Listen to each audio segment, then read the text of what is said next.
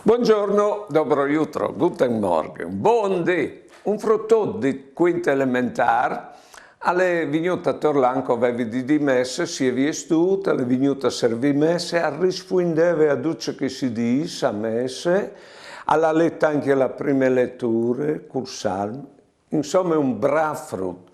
Arrivati in sacrestia gli dite, tu sei un bravo frutto, ma qui ti hai all'insegnata e sei così bravo. E lui mi ha detto, i miei bisnonnos, i miei nonnos e i miei genitori. Ha tu conosciuto i bisnonnos, gli dite?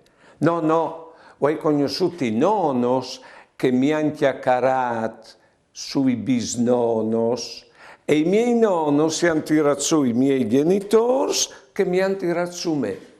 Cioè non si insegna anche il frutto lì. Non si insegna che la nostra vita e gli chiappade su tacchei prindi no e non sapevano troppo grande che parte chiappade su di loro.